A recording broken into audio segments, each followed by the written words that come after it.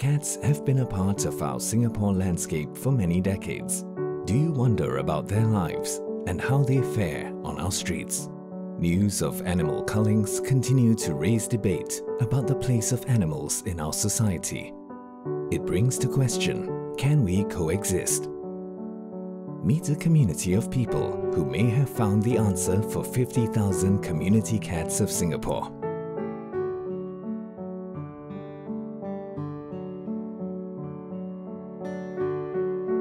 We find out just how far we are from becoming a humane nation.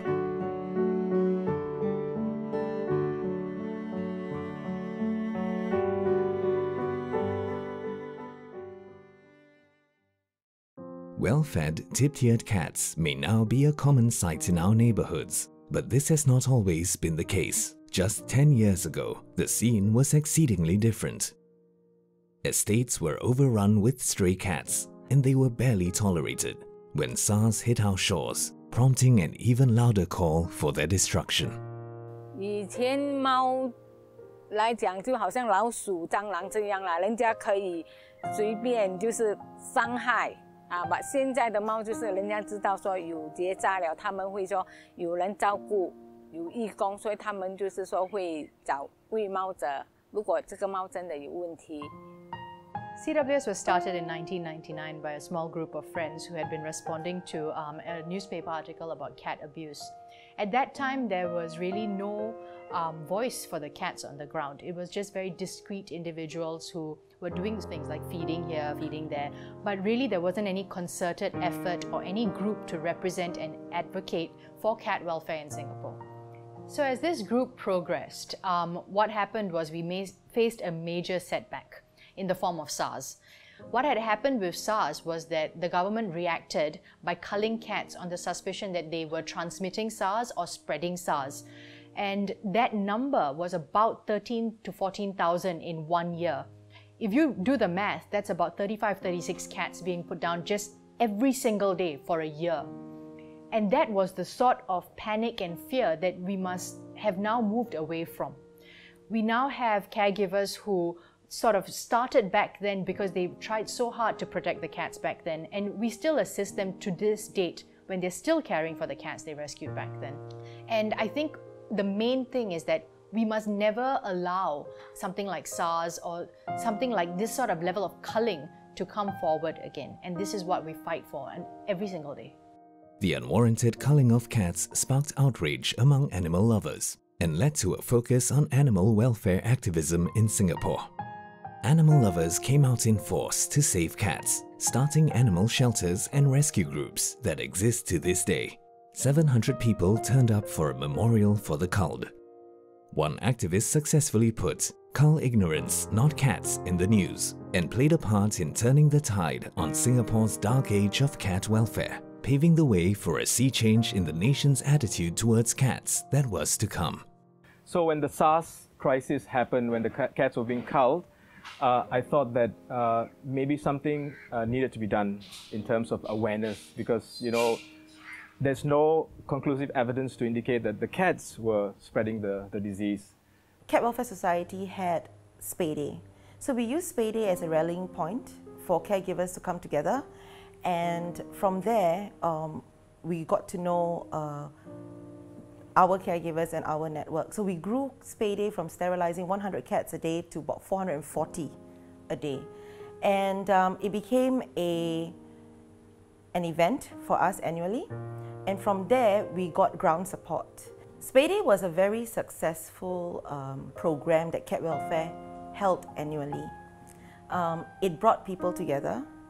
It rallied the ground for caregivers and just normal people on the street, because it was publicized. They can come bring their cats in at pickup points to get their cats sterilized for free by the society.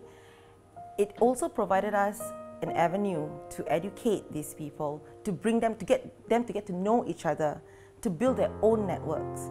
And through Spay Day, we were then able to organize these groups, organize our volunteers, and disseminate the plans that Cat Welfare had island-wide. I'm Louis Ng. I'm MP for Nee Soon GRC and also Chief Executive for ACRES.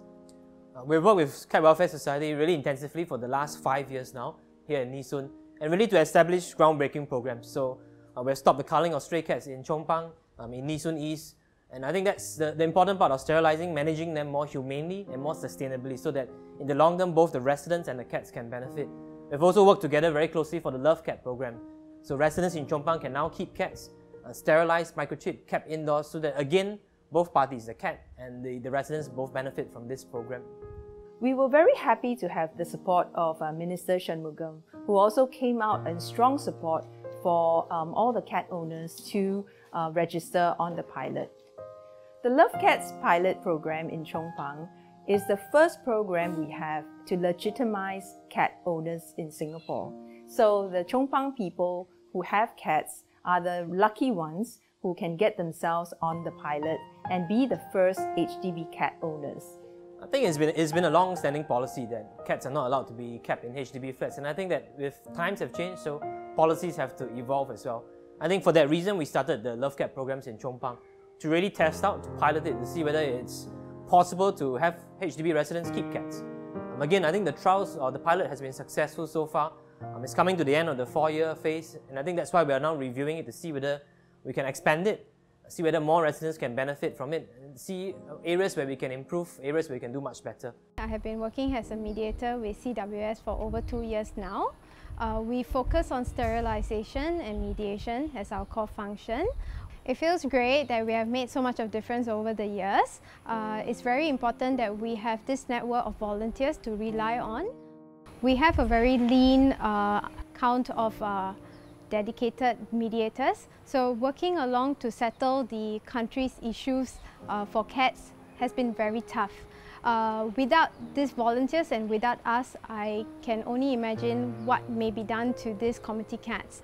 There are many challenges we face. Of course, sometimes from time to time we come across people who are very hostile towards us because they don't like us to feed the community cats. So we try to be as friendly as possible, you know, and let them understand that we clean up after feeding. We provide clean water daily. So, and also we feed on strategic places so that we will not annoy residents who are walking past the area. So this has to do with a lot of consideration for the public as well. There's definitely a sense of fulfillment and satisfaction, especially when you rescue them.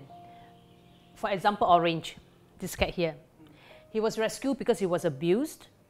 Somebody pierced through his legs and he was actually dying of kidney failure.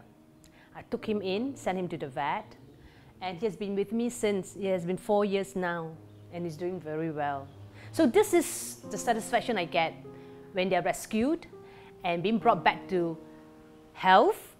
This is where we decide that we can't stop.20年前那只猫，20年后同样还是一只猫。我们人类是有思想的嘛，怎样对待猫是看我们人类的态度，跟猫没有关系的。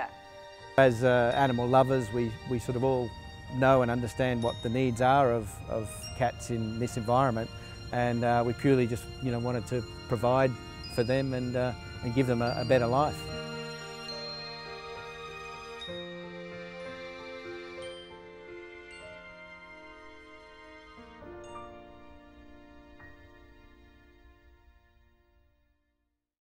In episode 2, we take a closer look at this network of cat lovers and the rocky road still up ahead in addressing the stumbling blocks to the welfare of cats in Singapore.